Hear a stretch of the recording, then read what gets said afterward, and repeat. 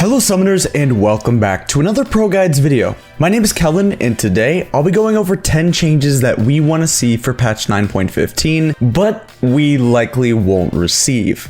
A lot of you guys have been requesting this series for quite some time and we finally decided to deliver. Although there are a lot of changes that League players want to see in the game, we'll only be going over the 10 changes that have had the most amount of complaints in the past couple of weeks. However, please do keep in mind that nothing is set in stone and these changes could be implemented before 9.15 hits the live server. Also, if you haven't checked our upcoming changes for 9.15, then make sure you do so using the panel on the screen. But before we get into this video, I want you to check out our website ProGuides.com. Using the link below, you can check out ProGuides.com, and with our Pro Pass, you get exclusive access to pro courses and for a limited time only, bundled with our Teamfight Tactics Pro Pass. On top of that, we have a brand new feature called InstaPro, which provides unlimited 24/7 on-demand coaching from the best of the best. Over 100,000 gamers have used InstaPro and ranked up significantly. So don't miss out on this opportunity to see huge improvements to your rank today and rank up now using the link below. Alright, let's go ahead and jump into our video. Starting the list off at number 1, we need to revert the changes made to Galio's Taunt plus Flash combo. If you weren't already aware, Galio received some huge nerfs in 9.14. Galio has been a common favorite amongst pro players due to his ability to safely poke and clear waves with ease, while also threatening a long-range engage with his Taunt and Flash combo. On top of that, he does pretty good damage, is pretty tanky, and also has a ton of global pressure. All these things are extremely powerful in competitive play, hence why champions like Twisted Fate, Ryze, and Taliyah are so commonly seen in competitive matches. On patch 9.14, Riot decided to remove a key mechanic from Galio, which was his Flash Taunt. Although on paper, this was kind of a quick band-aid fix for Galio's long-term problem with pro play dominance, it ended up having some pretty bad side effects. For starters, Galio's play rate dropped to a point where he's pretty much non-existent now. Statistics websites have completely removed Galio from their stat list due to the sample sizes being just too small. Even niche picks like Malphite, Cho'Gath, and Garen mid lane are listed on these sites despite them having less than a 1% pick rate in the mid lane. But there is some good news. In order to compensate for Galio's low win rate and play rate, he received a decent hotfix in patch 9.14 and is looking to receive some more buffs in 9.15. Although these likely won't bring him back to his former glory, it's definitely a start. Galio just doesn't feel like Galio anymore, and the community agrees. Next up, at number 2, we have the Wukong gameplay rework. If you've been following our channel for a while now, you might remember in our upcoming changes for patch 9.11, where we gave you a sneak peek of the Wukong gameplay rework. Wukong is one of the oldest champions in the game, and his kit has not really held up well in the test of time.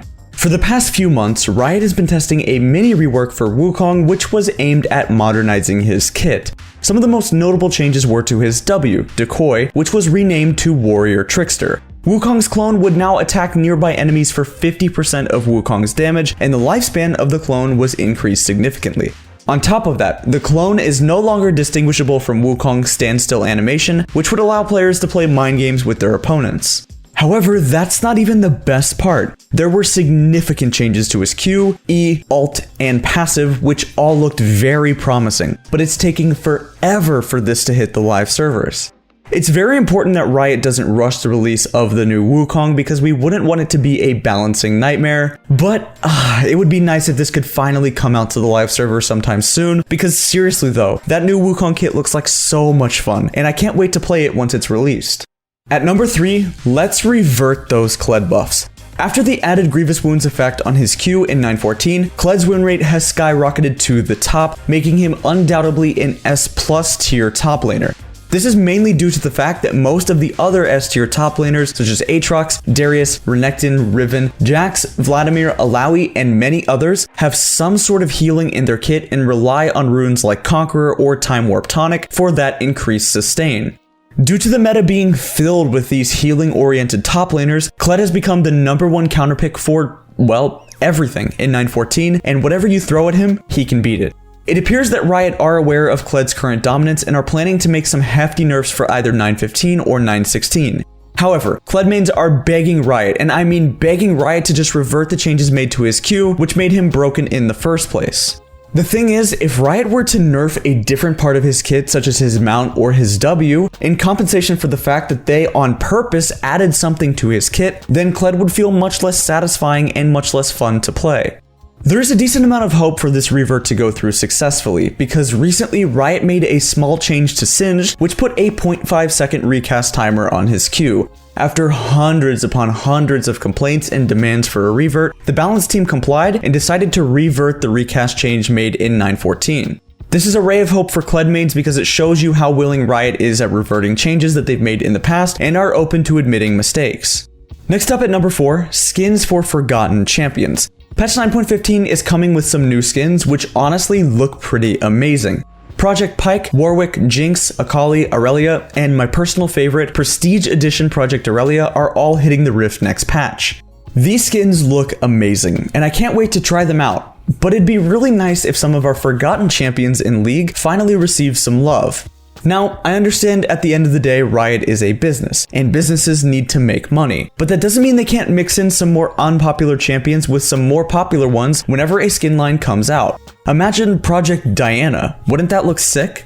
Not only does she currently hold a solid stance in the meta, but her last skin was 425 days ago. What about Project Kassadin? It's been 1,385 days since his last skin, and he'd be perfect for this skin line. But don't even get me started on Project Azir, who hasn't gotten a skin for 900 days. What about Project Talon? Forget about it, it's only been 329 days. Those are rookie numbers compared to the other two. The point is, Riot should really look to mix more champions in who'd fit well with the skin line on top of champions who would already make a lot of money. It's important to find a balance of both so ex-champion mains don't feel forgot about. At number 5, we have to fix these game-breaking bugs. Anyone who had the luxury of playing the first days after 9.14 released got to experience what it feels like to be perma-CC'd. And no, I'm not talking about getting hit by a Morgana binding. I'm talking literal perma-CC. Annie in patch 9.14 hit the Rift wearing Thanos' Infinity Gauntlet, which allowed her to stun enemies with every single one of her damaging abilities. Her win rate skyrocketed to almost 60%, and Ranked had to be disabled shortly after. Fizz, on the other hand, also was game-breaking, but it wasn't fixed till days after the patch hit.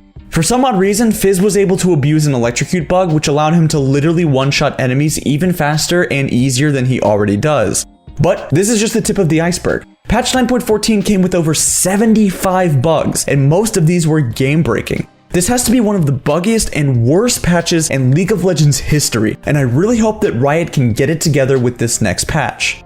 For number 6, let's talk Pyke nerfs. For 9.14, Pyke received a massive buff to his ultimate, which TLDR gives him a crap ton more gold per kill or assist. Why did Riot make this change? Well, in part it's because Pyke received a ton of nerfs in the previous couple of patches to try to make him stray away from the solo lanes. But those nerfs were just a little bit too harsh. They were actually pretty extreme. To compensate for the gutting of solo lane Pyke, Riot decided to increase the amount of gold you get from his ultimate, which has now made him a gold generating machine. Currently, he's sitting at around a 16% pick rate, 30% ban rate, and a 51% win rate, which overall doesn't seem too bad until you get into game with him. Allowing Pyke even to clean up one fight during the mid to late game pretty much turns the tide immediately and gives his team a huge gold advantage. Challenger support mains on Twitter are even laughing about how broken Pyke is this patch by screenshotting their total gold income generated just from his ultimate. It's pretty safe to say that Pyke deserves a nerf, even a small one at least, but due to the new skin coming out, we all know that's not going to happen. At number 7, we need to try to cancel those Vayne buffs. If you watched our upcoming changes video for 9.15, you would know that Vayne is receiving a buff on her E Condemn. The Condemn wall collision damage has now been increased from 100 to 150%, which is honestly an unnecessary buff. Many Vayne mains are happy with her current stance in the meta and just don't really understand why she would need changes. A few patches ago, Riot added some effects to her ultimate in Tumble Synergy, which boosted Vayne straight into our S tier. If the plan changes for her go through in 9.15, she'll not only be a late game hyper carry, but also possess the ability to be a strong early game duelist given you hit the Condemn. At number 8, we need to try to make some changes to Azir. Azir has been a balancing nightmare ever since his release. He can hold like a 44% win rate in solo queue and still be one of the strongest and most OP mid laners for competitive play. His safe wave clear, poke, long range, shields, and DPS allow him to be one of the best mid lane picks for pro play when it comes to highly strategic matches. Recently, Azir has been on the rise once again, creating some pretty big problems which need to be addressed. The Riot Balance team are aware of these problems and are making a few changes to deal with them without directly touching Azir. For starters, they're buffing two of his counters, Lissandra and Syndra. Both of these champions can outpush or even kill Azir in a 1v1 during the early game, and they're both receiving some pretty big buffs for 915. Although this could work on paper, we will need to deal with Azir in competitive play for another patch if it doesn't. Only time will tell, so we'll wait and see.